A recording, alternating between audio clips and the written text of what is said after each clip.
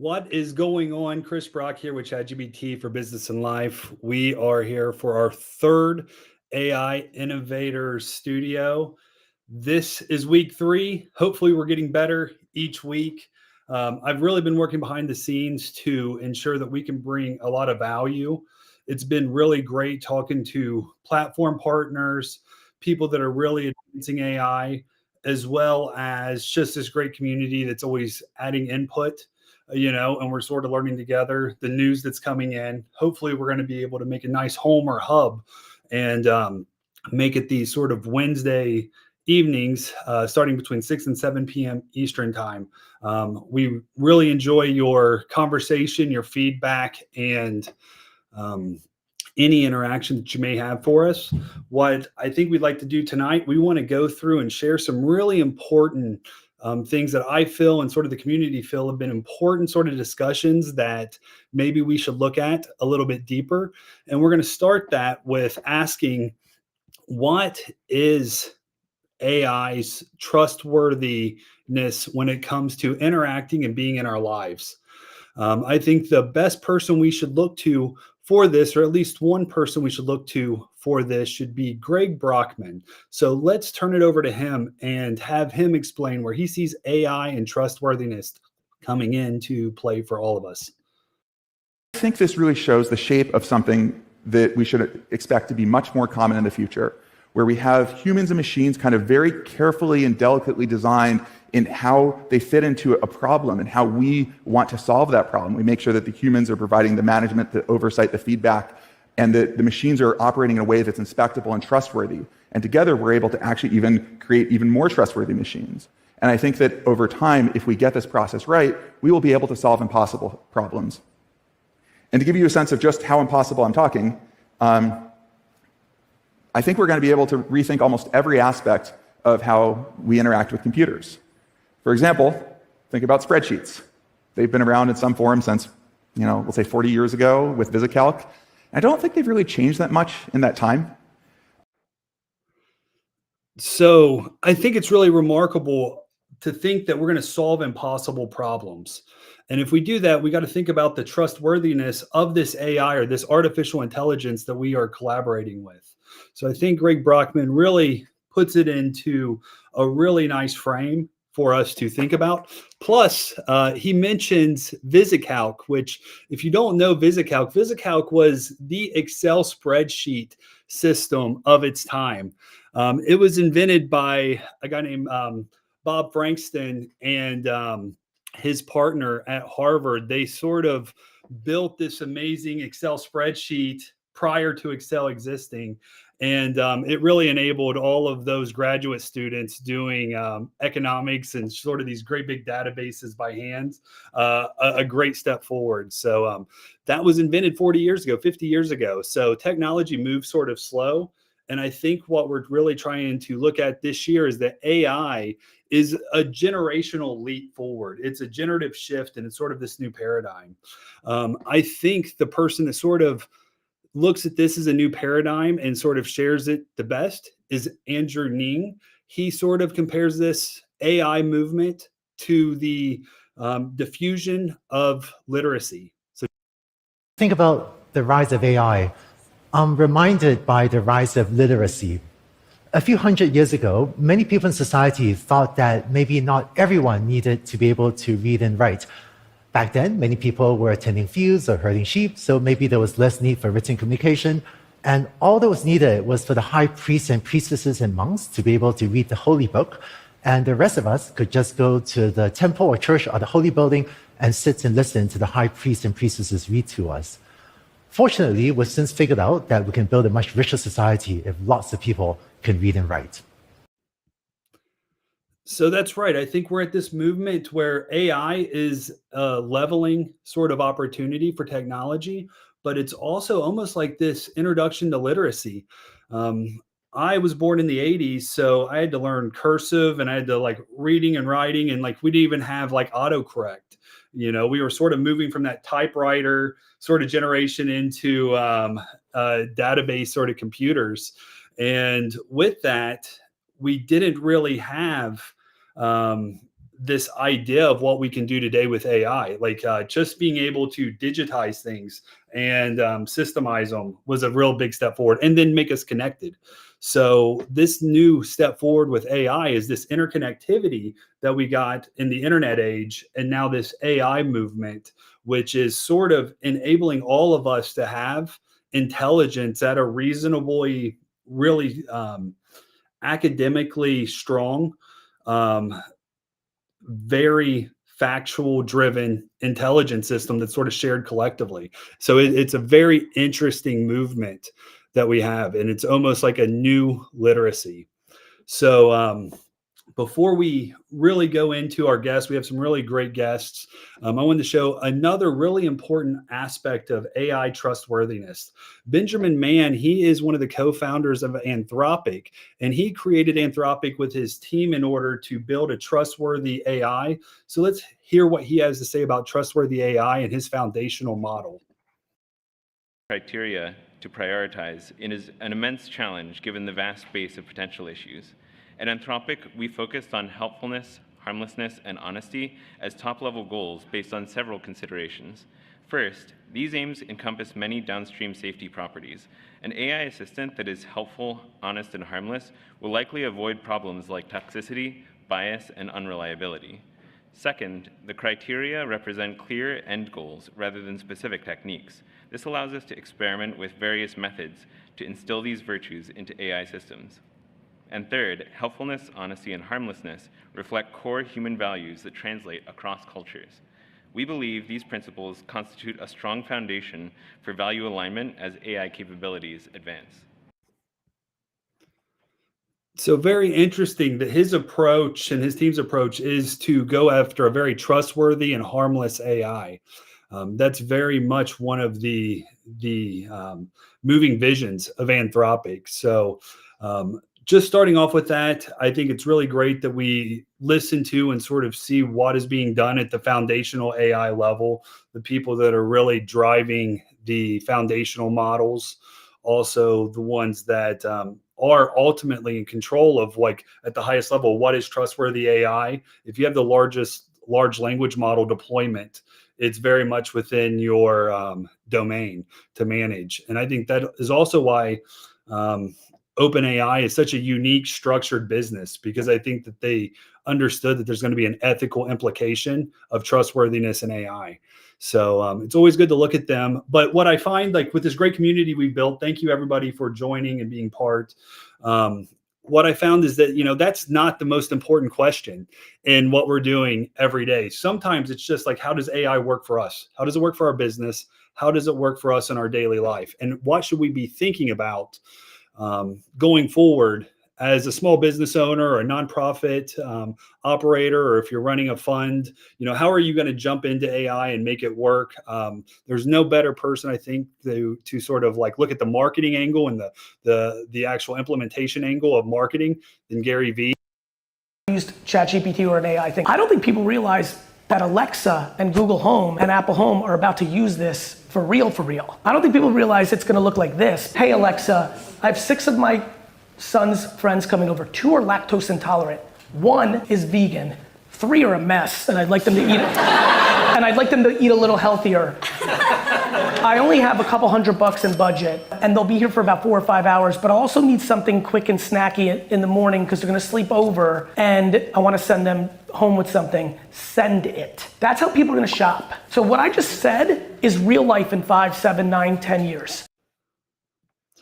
So that is Gary Vee really laying out that the future is probably going to be voice-driven AI chatbots that help us purchase things and plan things and are tied to our grocery ordering or our purchase power in everyday life. And that's probably coming. We may not see it immediately, but I do think that that's going to be some of the future of what we see immediately on the marketing side, is these AI chatbots that are going to be able to help us not only just sell us stuff, but actually help us in our daily life, like putting together complex recipes when you have a couple kids and juggling work and everything else. That's a tough task. So if you have an AI that can help you not only understand that recipe, but order it, all the better. So I think it's great. It is also a great, if you're a pet owner and you have a dietary restriction and you have no idea what that even means for your pet, you can use an AI to maybe not only find the best food products that they should be eating, but also give recommendations of the actual product you should buy through like maybe an Amazon Marketplace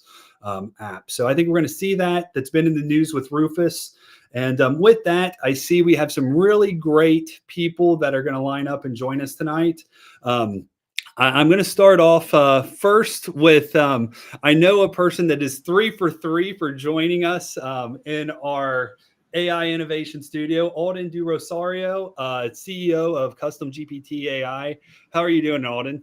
Good. Good to join, Chris, and happy Wednesday. It's Wednesday for sure. So awesome. Thanks for joining. I think everybody, if you've been part of our community, you know how important Alden is to it. His solution in the RAG AI space, I've learned so much from him and have really seen some success by using his AI. It's one of those that I put into my daily life. So thank you, Alden, for that.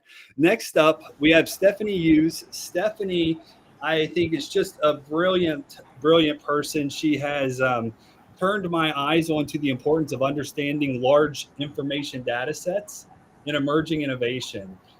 Stephanie, welcome. Thanks for showing up. Thank you. So It's good to be here. they don't really know much about you yet. Stephanie, what do you do? What company do you operate? So I co-founded CHN Analytics with my brother, who is a particle physicist at Ohio State. And my background is 20 plus years in the competitive intelligence space. So we have sort of approached the AI space from the vantage point of, I go out and find the problems in the business sort of environment, and I bring them back to the tech team, and we try to solve them through the use of basically large text-based databases at this point, although we're starting to expand into other areas as well. That's very cool. So some of the cool things I think is really applicable to what we're all doing is understanding big data sets and understanding what these big data sets are. There's probably value to these data sets. So how do you sort them and understand and extract actionable insights and valuable insights? And then what does AI mean when you can utilize an AI to analyze these big data sets? I think it's very exciting. So I think Stephanie's doing something very cool in a very unique space, but I see so many companies finding value and being able to tie unique private data sets and how they can implement AI into that. We have one other person who looks like great. So a little bit of a full house. Jameson DeAngelis, welcome to the show. Thanks, Chris. Happy to be here. Alden, Awesome. Stephanie, how are you guys? Hi, Hey, Jamie. how's it going, Jamie? Good. Good to see Happy you. to be a part of it. So before we dive like really deep into this, any like crazy conversation, one of the things I see on social media right now, especially when it comes to technology, generative AI and really these image AIs, is these groups popping up, creating just phenomenal art. Okay, so one thing that I've seen recently is that the Mona Lisa that we all have see, it's obviously very well trained on the AI. In groups, they are modernizing Mona Lisa.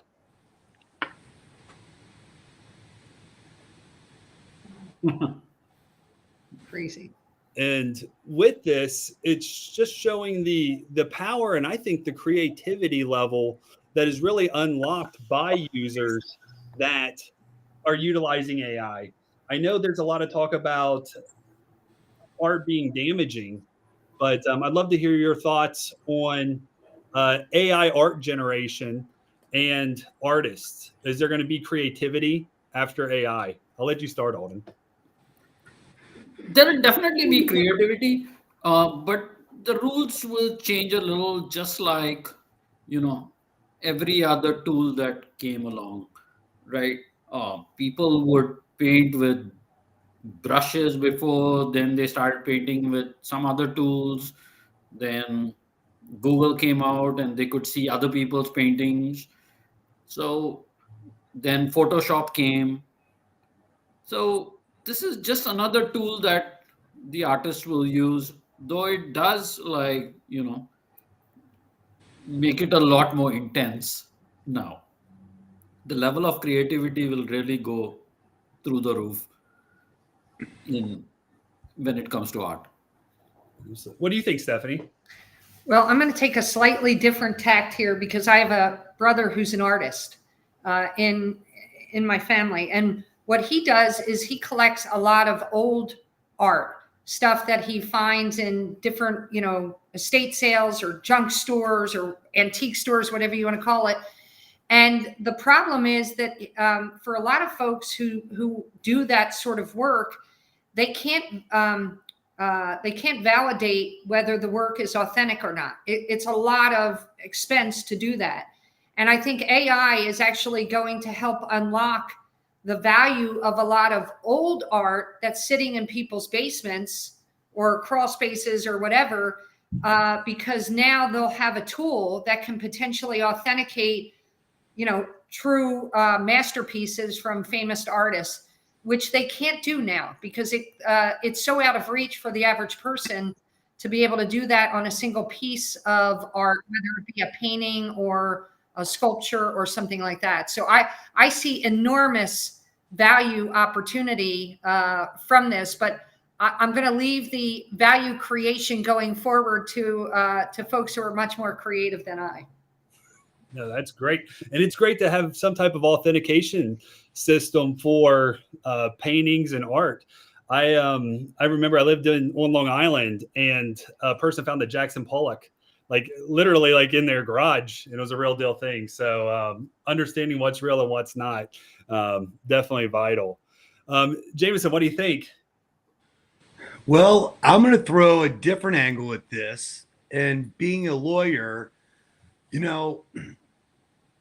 I do think we're going to see, and at least for the next 6 months, year or so, we're going to hear about these cases and incidents where artists of various forms, whether it's art like, Alden saying with paintbrushes or that type of art versus songs that are being copied or reused or even tweaked to whatever degree that, infringes upon the original creativity of others. And I think, regardless, we're going to start seeing some bigger legal cases come to the forefront it's going to really help further address what you hit it on earlier, Chris, which we, need to hold in high regard, which is responsible AI and the ethics behind it, on top of the creative side and being able to explore and make new things versus infringing on what has already been created and established and ownership given to someone else. Right. I think that one of the great frameworks that came out last year was the WINS framework by the GAI Insights Group. They came up with this concept that the WINS framework is what it's called. And then if it deals with words, images, numbers, or sounds, it's going to totally be impacted by AI. And I think exactly what you're mentioning, Jamie, that AI is impacting music, it's impacting imagery, brand perception, all types of different areas that we're just sort of in that beginning stage. So all great points. I just think that Mona Lisa is just something unbelievable that you can do this via a prompt, and the person that really prompted this was probably able to do it in less than an hour of playing around to dial in their prompt. So it's just really a phenomenal process that access we're all given. So I'm really interested to see where that goes.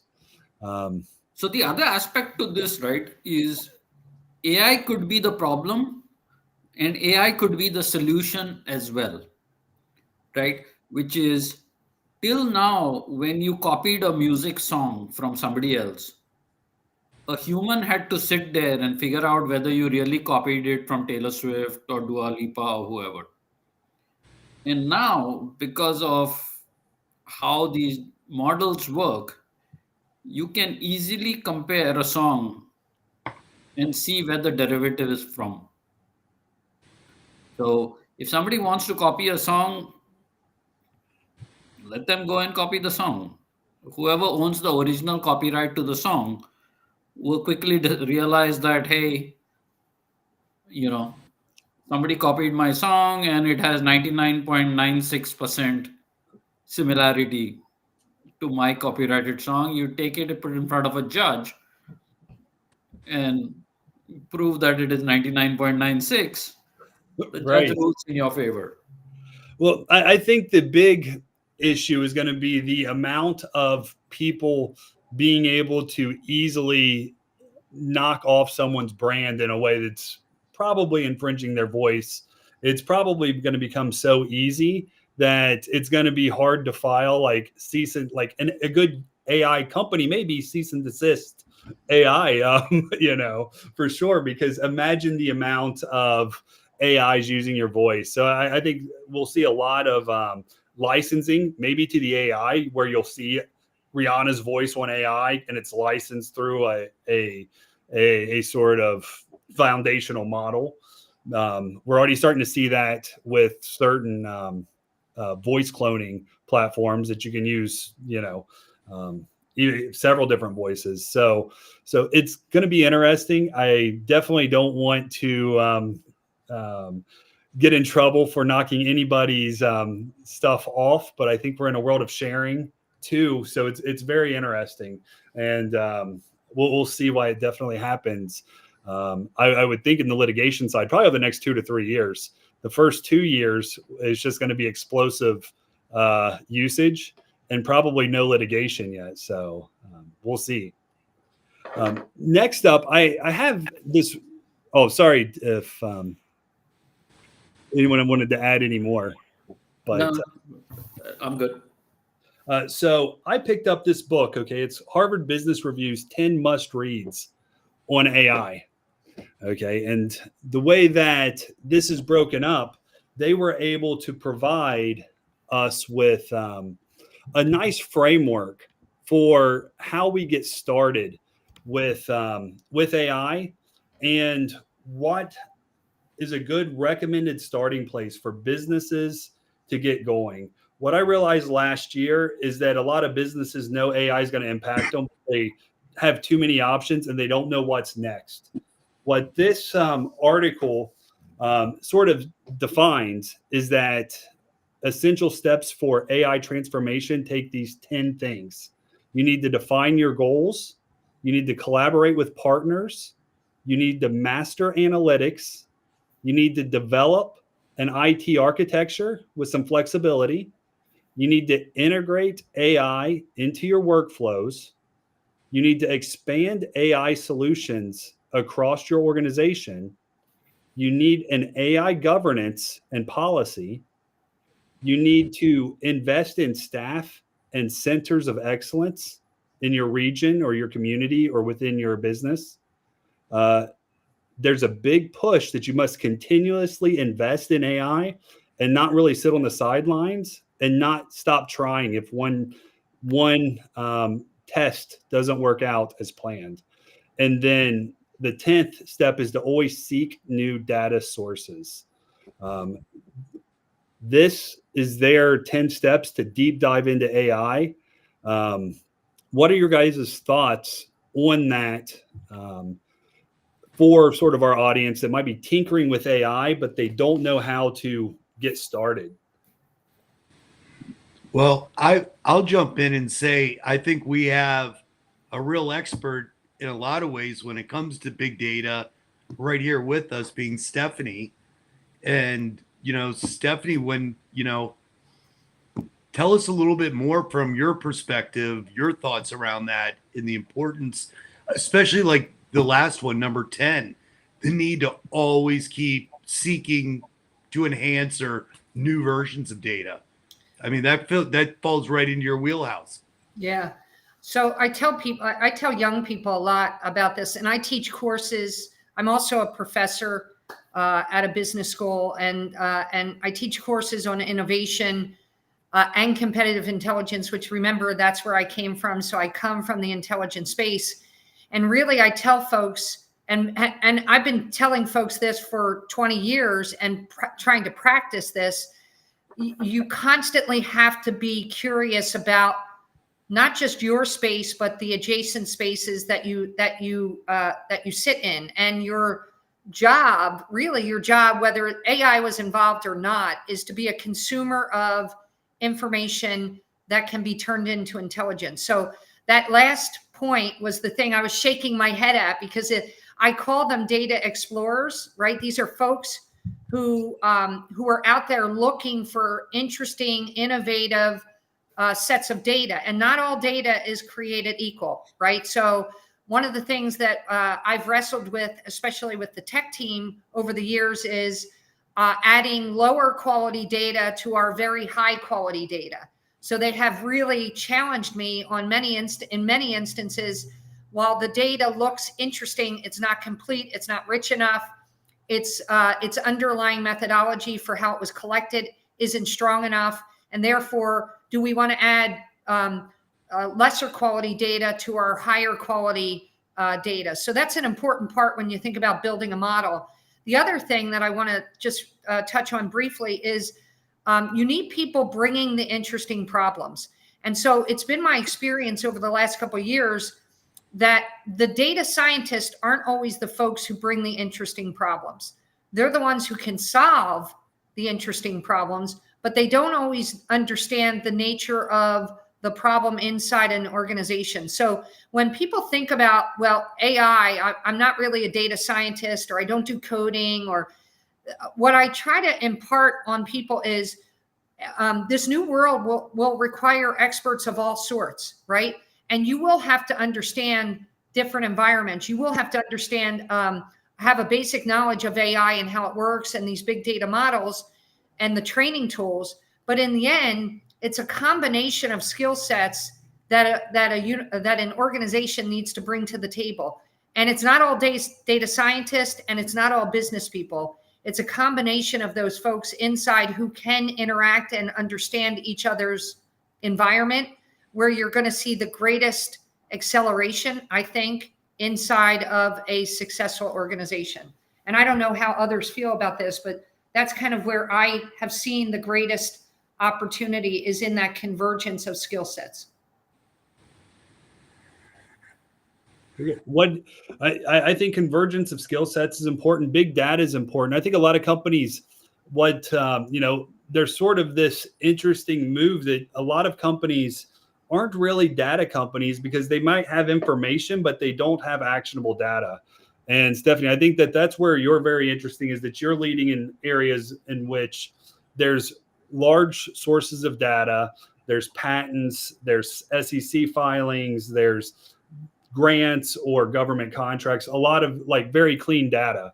It's hard to find clean data in certain cases, and there's also first steps that you need to take to sort of get into an AI. So I think that what's really cool with the group that we have on tonight, Alden System, is if you have a lot of data maybe about your business, and maybe it's not well put together, but it's collected and it's in a digital folder and PDFs and Words, you could rapidly create a company knowledge base with a custom GPT.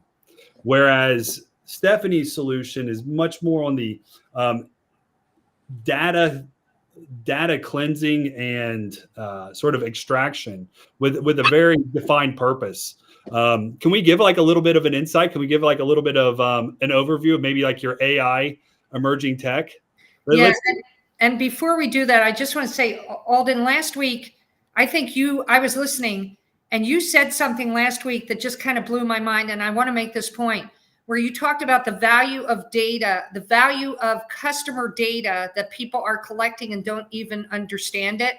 And I was like, if I could have reached through the phone and sort of grabbed you and just thanked you for that statement, but it also resonated really strongly with me, because I was like, there are so many other data sources that can be added to what we are doing, and I'll show you in a second. But that was so powerful. And that, to me, is where a lot of companies actually can start. And that, I think, was your point last week, which is that's sort of the baseline, but there's so much rich data that sits in that frontline data that companies are not taking advantage of right now. Correct. Correct. Yeah. Yeah. The first part is to just aggregate data from various sources.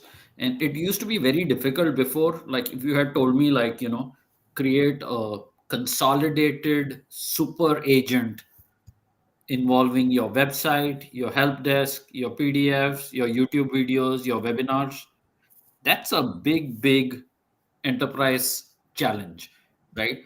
And now somebody can do that in less than $100 in an hour. So that is changing a lot of things on the enterprise search and consolidated knowledge. Right?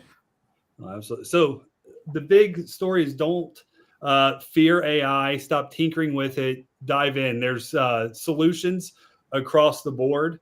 And if you are very into information and research and emerging tech, it's really insightful what you can see from some of these really well put together platforms. Now, Stephanie, I have a link up. Do you want to share your screen or do you? Yeah.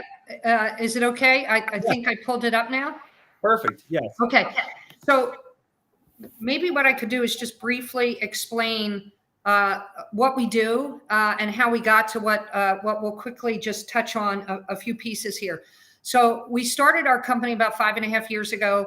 At the time, our primary customer was the U.S. military, and the idea was that they wanted to collect really good, solid data to complement their subject matter experts who were identifying which technologies the military should be interested in and where they should start thinking about making investments that would materialize 5, 10, 15 years out.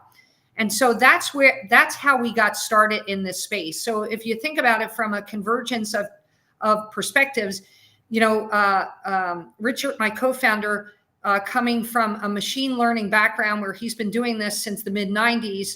And then my background is more data and intelligence, transforming that data into intelligence so that companies and organizations can move forward. Over the last 5.5 years, what we have we've learned a lot. So we started crawling. I would say we're fast walking now, and the pace is accelerating. But the idea was we needed to help folks make sense of all this huge volume of data, which continues to explode. There's so much of it. How do you make sense of everything that's hitting, patent space and the grant space and publication space and so on? So what you see here is actually the latest version of what we've been doing. So we built tools initially to process all this data, and we made that data available. And we kept getting asked repeatedly, can you help us make selections? Can you direct us to the technologies which are the most relevant and practical and the things that we should be looking at?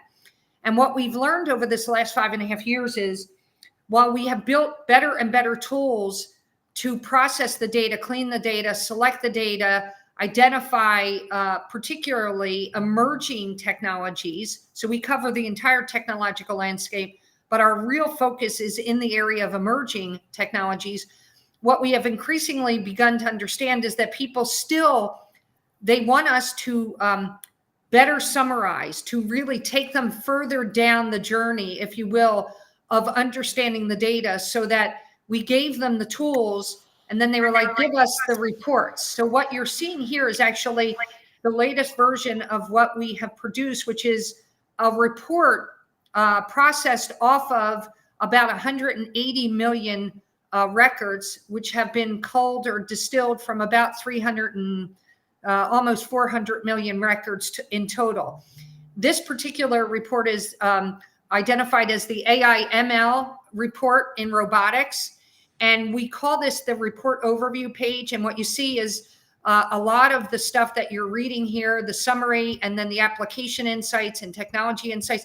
This is all driven by AI. So this is generative AI sort of taking our underlying data, which we're feeding it, and then extracting the insights, which you see here. So the idea here is to produce reports at scale.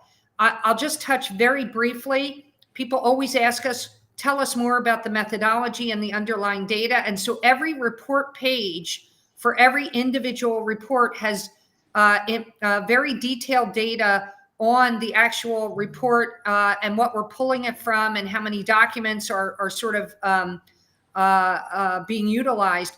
Important to note that we start our searches with keywords, but we do not end our process there. Instead, we append that process with an embeddings process. And in this particular instance, the keyword searches actually produce a much larger data set than the embeddings. This is not always the case.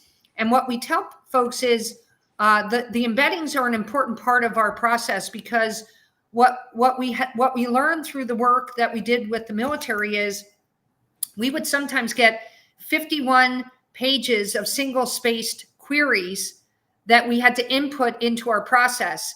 And that's great if you know what you're looking for.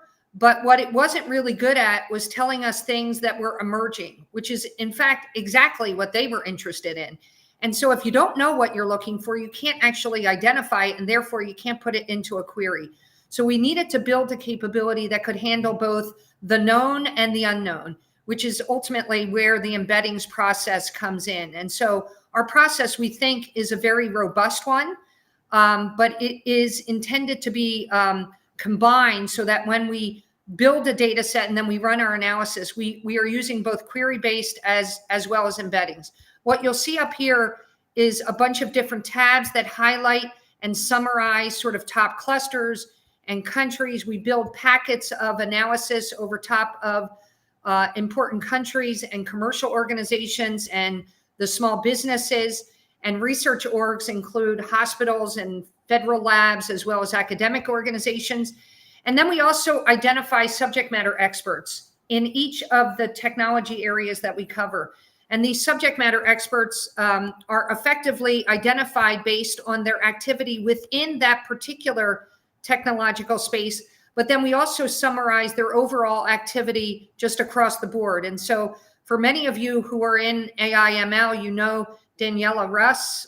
She's quite famous. In fact, I was on a call earlier this week where I was showing drone swarms as the technology, and Daniela, unsurprisingly, was at the top of that list as well. And the gentleman that I was showing was like, "Oh, I know Daniela." So she's obviously quite familiar to all of you in the AI space. But the idea here is that we build little packets of profiles around each of the subject matter experts. We link to some of their important documents, so we can organize those documents based on total scholarly citations or on total patent citations. And then we provide the ability to link directly into their LinkedIn profile if one exists, as well as their Google Scholar account. And so the idea is that you can generate a report and get all the way through an entire landscape of the primary players and what technologies are driving the activity in that space, all the way down to individual subject matter experts. And if you want to be able to link directly into them and begin a conversation with them. Lastly, we identify in the news. So these are articles, across the news landscape around the space of AI, ML, and robotics. And then we think we've identified a unique feature that we've added more recently to our reports. And that is, as AI tools have accelerated, and they are, as my tech colleagues tell me, every month there are literally new tools coming onto the market. And so the idea of remaining static is not something that you can do when you do this kind of work. And so we have to constantly incorporate some of the newest capabilities. And so what we've done here is we've tried to create a living, breathing technology report. So the way I describe it is, pick your favorite book and imagine you could have an ongoing conversation with the main characters or the author of that book that would go on, and you could continue to ask them ongoing questions about, well, what would have happened if he had not taken that job or he had not moved to that area. And so the idea here is to allow the user, in this instance, to ask additional questions of the report. So we showcase, on average, about 1% of the overall data in the report, but all that other data remains unexplored. And so the idea is to try to provide an opportunity for the user to ask those additional questions. And we use sample sort of questions that you might want to ask of the report. And we provide the ability, we give you sample questions, but we also provide the ability for you to ask your own custom questions. And then we use a variety of filters if you want to focus on particular organizations or countries or selected topic areas within that data. So overall, the idea is we started out building a database, a really powerful database using AI to name our clusters, our hundreds of thousands of technology clusters. And we have since moved to creating reports which ultimately allow us to use AI in a much more meaningful and I think much more customizable way, so that we unpack the value of that data in ways that, quite frankly, I, as a CI expert, could never have imagined when we started this journey, 5-6 years ago, where we could take the value of this data analysis capability. And AI has just allowed us to really increase the application aspects of what we were doing in really significant ways. And so I'll stop and see if anyone has any questions. Stephanie, that's absolutely phenomenal. I think it's amazing that you've been able to put together such a great data set to make it easy for a report. It's so much work, obviously, that you put into it. The data science behind it. You were definitely an early adopter of data science before it was cool. And one of the things that for everybody tuning in, some of the cool things that were on this report, if you don't mind, the top countries that are investing into AI are China, United States, and Japan. The top commercial companies, won't be surprised, Alphabet, NVIDIA, Tencent Holdings in China. So that's the big three. We heard the top SME is Daniela Roos, Robert J. Webster of Vanderbilt, and Jeffrey Swidvardson are the top of Johns Hopkins University, the top subject matter experts in AI. So if you're tuned in and you really want to see where the research is at, or obviously, I think if you look at the stock market, NVIDIA and Microsoft and Alphabet are running in this AI space pretty well. So I think it's great that you put this together. Thank you for sharing your AI report with us. With that, I definitely recommend anybody that is interested in learning more about Chapel Hill North Analytics. Follow Stephanie. Stephanie Hughes. She's on LinkedIn. You can go to their website, which is chnanalytics.com, and check it out. You can also scan this QR code. I think it's awesome for the people that would need that type of innovative platform. So thanks for joining us. Anyone else want to add anything for what Stephanie's doing? Yeah, I really love what Stephanie is doing here. Like, you're taking like 400 million records and distilling it down to digestible reports, right? And there is a lot to be said about that. And I feel like one of the things that's going to happen is Stephanie's customers are going to force her to distill it even further, right? 12 months ago, all of us were very happy doing a Google search and spending 20 minutes to find some silly thing. Now, if you tell me that I need to spend 20 minutes on something like a Google search, that is absolutely crushing to me, right? I don't remember when I used Google last, right? The same thing is going to happen to Stephanie. Stephanie will generate the report and your customer will say like, I don't want to spend 28 minutes on this. I want to spend 3 minutes. Just give me what I want, right? And that's going to happen. Even the funnel around AI is going to get more optimized as such.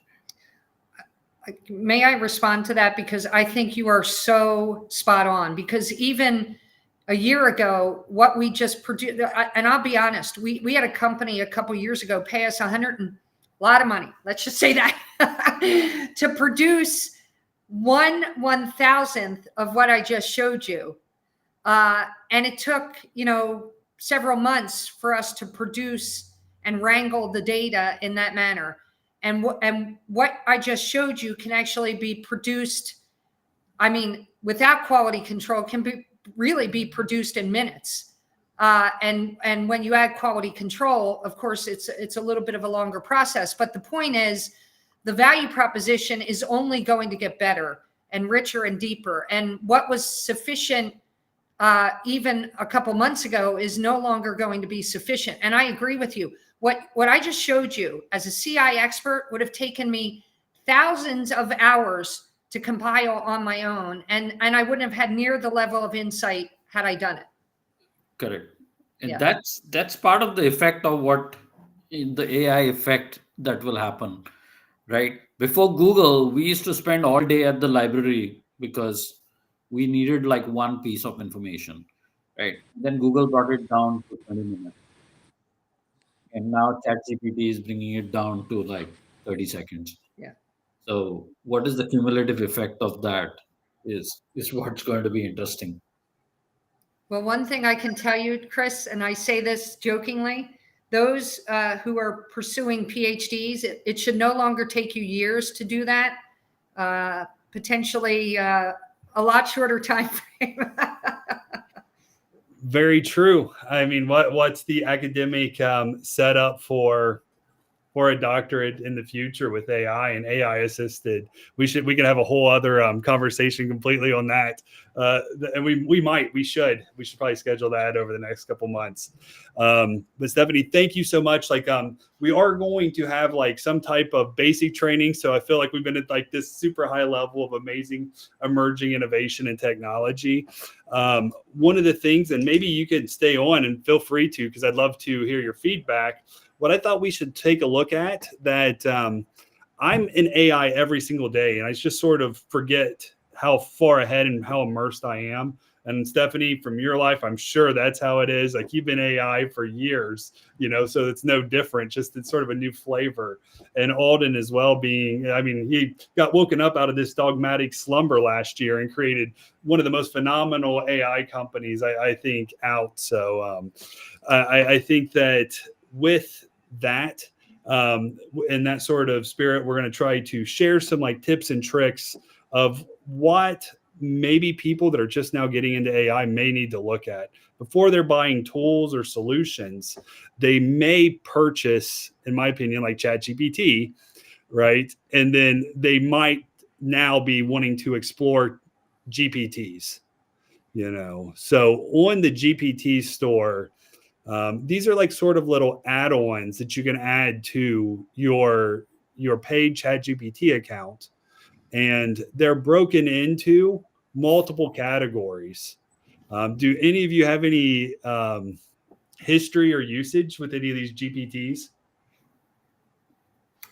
So, Alden, if you don't mind, because mine isn't going to be as rich. Interestingly, in higher ed, so I have just a brief story to say. I was in a presentation sitting next to a lawyer where a guy was talking about all the industries that are going to be flattened by OpenAI and ChatGPT. And the first one on the list was legal. And I looked over, and this guy was from a legal firm, right? And I was like, wow, he's really cooked. I feel so bad for him. And then next on the list was higher education or education in general. I'm like, okay, so now I'm screwed, right? So interestingly, we just had a presentation where a lot of these little widgets, as I call them, in the ChatGPT store are being spun up for use in education. So for instance, creating your own podcast, refreshing your syllabus, building little ChatGPT or chatbots to be able to answer fundamental questions for your students. So I'm getting exposed to a lot of these what I call these widget tools. And I think they're only going to explode in development and usage. So I'm sorry, Alden. Oh, no, absolutely. Yeah. Stephanie, you hit it right on the money. That our two biggest industry sectors. So between the thousands of customers that we've signed up, education is number one, legal is number two. And today I heard a fascinating story which like completely shocked me. which is some guy came from the legal field, built a custom GPT with our platform, put it up for sale, and in 4 hours made $1,000. Wow. And that was shocking to me, that he was able to build some sort of like tax advisory GPT or something like that, right? And for members of the audience who are watching, uh, our system takes what you see with GPTs here and allows it to be put on your own platform behind your website, so you can sell it and keep it behind a paywall and protect your data and things like that.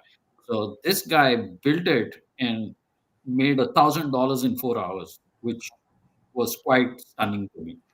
Well, what's amazing with your platform, you have a lot of advantages. It's the Azure API, so it is protected. You don't have to worry about sharing information to the model. You have probably the cleanest GUI for setting up the interface for training a RAG-based AI chatbot. You then added the ability that yours are secured. Most of the GPTs, and I'm seeing it in the news, it's not like I'm hacking all of these to verify, but I've seen so much news around ChatGPT based apps is that, it's very hard to monetize them. You almost cannot monetize them right now. And it's very easy that people that are prompt injecting, which is a weird term because I'm thinking of like a major hack. This means someone is putting in a prompt and the GPT is giving all of the instructional data on how it was created back to the person. So not saying that we have IP in this space, but you have no protection for your sort of bot in the GPT space in a way that you can, if you have a good idea like this legal idea and you can make money off of it, Alden System is a great investment to do that, where you can own it, monetize it, and know that you're not giving away your work, because you may have a good idea. And I think the future are going to be small little AI bots. And if you build a really nice small AI bot and it helps 4,000 people in the world, that's a lot. That's an incredible amount for a bot. So you don't even think of major scale. If you build a bot that 50 people use often, you might be able to spend hours of your time to make thousands of dollars or better. So that's just such a cool use case, Alden. Yeah. With the GPTs, I would think that probably the only thing that's different in the GPT realm and yours is the multimodality. So with the ChatGPT, there's you can use DALL-E natively now, which is the image generation platform that's native now in the ChatGPT. It can create logos. I have not seen like any specific prompt that's like create a picture or create an image. Like if what you must say, it's very natural language. But if you prompt the AI to create an image of an AI podcast with rock star AI programmers for the AI Innovator Studio. Hopefully it's going to create all of us in our likeness. It's definitely not going to take any of our likeness. So let's see what AI thinks the group on our podcast is right now.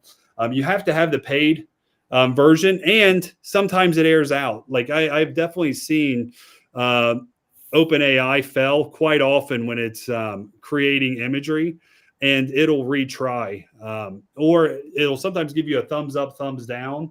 And if you give it a thumbs down and rerun it, it usually will create your command or work on your prompt.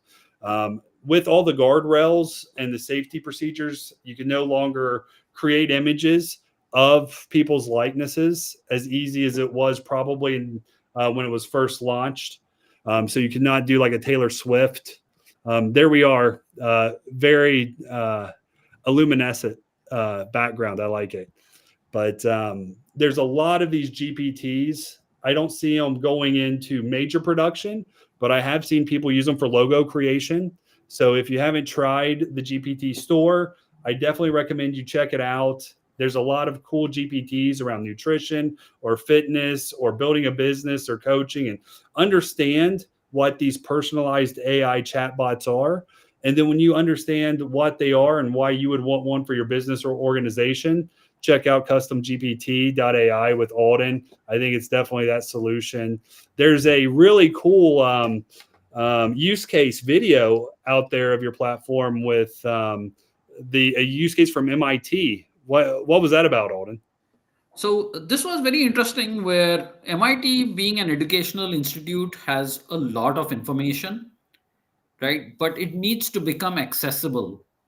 So using no code, no developers, no programming, they were able to use our platform, non-technical people, and bring in knowledge from various places. So they sucked in 3 different websites and hundreds of YouTube videos, right, in a matter of like a couple of hours, and then put the chatbot onto their website. So what this does is the thing that I was talking about, like, nobody's got time to spend 20 minutes on Google, or go through a sea of links on your website and navigate through mazes. Right now, when people want something, they are going to expect that they come to your website and ask their question in their own words, in their own language, right? And get an instant answer based on your knowledge, not hallucinated information. So that is what MIT was able to do with like zero coding. And so they held the webinar and they explained what they did, and it was a good case study for us. That's totally great. So we're wrapping up on the hour. The last thing I think we can leave the viewers with today, thank you so much for tuning in, everybody. We'll be back next week between 6 and 7. Make sure we're going to add some polls and some information into the group to see what we should cover and what we should talk about next time.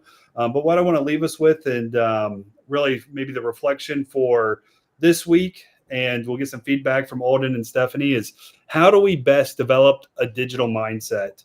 I read this article also in the On AI by HBR, and it was how do we accelerate adoption? And it says really upfront, it's a personal journey of being the first one to say yes. So how do we create this atmosphere of digital adoption of AI? What do you think, Alden? So I can cover the angle from a business perspective for companies, because I just wrote a very popular article called 18 Roadblocks to AI Adoption, right? And in that were like literally through the experiences that we are having dealing with companies, 18 things that people are dying at, basically, right? And some of them are pretty simple stuff, like, some people try to boil the ocean and start with the most difficult AI project first, which is silly. It's like instead of crawling, you're trying to fly on day one. So that's one mistake people are making. Another mistake is sometimes the CEO or the board has no clue about AI, and they don't realize that their company will cease to exist without AI.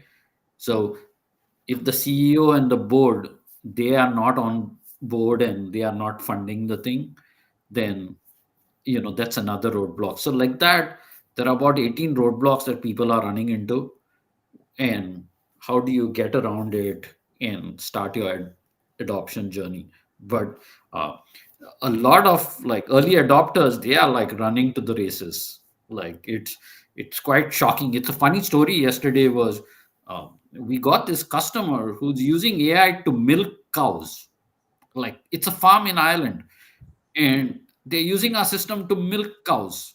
And who in the world would have thought that a farm would be using AI to milk cows, right? And doing it in commoditized way. It's not, they don't have machine learning engineers or anything like that. It's just democratized now. So that's Alden. I call him the milkman. I'm like going to be a hero with my mother now, like, How great. So Stephanie, I hate to have you follow up on that, but how do we get these CIOs and these people that are running these organizations to say yes to AI? I think they have to create. And by the way, I love that story, Alden. That's hysterical. And at the beginning of this, I was actually, when you were talking about Alexa, the one gentleman was talking about Alexa and building the recipe and everything. I needed to take one step further, and I needed to actually make it, because I'm incapable of actually doing that step. But I think for businesses, and I'm seeing it, we're early adopters, so it's hard to use our experience as the model for how other companies should. But what I'm seeing, at least with my colleagues in the higher ed space, is there's a fear of failure. They feel like many of them have really advanced degrees, many have multiple advanced degrees, and they don't know what this means for them, right? They're scared about what it means for their future. And the other part of them is they're afraid to look like they don't know how to manage this, because they're supposed to be really smart. And I think it's a level of emotional intelligence. You got to bring folks to the party that are okay with failure, right? And I don't think it's germane to a specific demographic. I think it's the mindset, right? And so I think companies really need to go to the land of the willing and bring those folks into a community where they feel supported in the sense that it's okay to fail, because the more they experience the use and the use cases, I think the more their mind will expand about the potential applications. So to Alden's point, you start small, but I think you have to have an environment that's supportive of failure and the resources to accommodate that failure. Because when you start in this, you're going to stumble, and in many cases, you're going to fall flat on your face. But the willingness to keep going in the face of those failures, I think, is where you're going to see real differentiation and acceleration between companies who are playing, companies who are talking about playing, and companies who are really committed to doing it. I think that's great that's point, awesome. Stephanie. Yeah. I think that we are going to see this like sort of centralized command of governance and policy, but decentralized execution. You know, give your teams the ability to fail or to try things. And some of this stuff costs a little bit of money. So to have your contracting process break your ability to test AIs are very tough. I'm seeing that like really in this governance space of these moratoriums. So how you can open up a lab environment that you don't have to spend a lot of money, but how can you rapidly test and iterate and look at these things to find the best fit? And it's not going to be one AI that rules them all. Even if it's Microsoft Copilot or Gemini by Google, there's going to be a lot more AIs serving your organization. And certain AIs are going to be so well tuned and designed for your business. Let your teams find those. So with that, we've hit a little bit over our hour. I'm going to read The Age of AI and Our Human Future by Henry Kissinger, Eric Schmidt, and Daniel Huttenlocher this week. I hope it's a good book. I'm going to talk about that maybe a little bit next week, so hopefully I can knock that out. Thank you both for joining us. CustomGPT.ai, Chapel Hill North Analytics at chnanalytics.com. Check them out. Feel free to DM us or post in the comments, and we can connect everybody. And hopefully, Stephanie, you'll join us again. And Alden, hopefully, like, I don't know if you're going to make it to week 4. I know. You made me feel bad now. No, I really appreciate this so much. You're joining us every week. I thank you. You're my compadre, and I really love the work that we've done together. So thank you for joining us on these Wednesdays. Absolutely. Thanks to you too, Chris. Thank you, guys.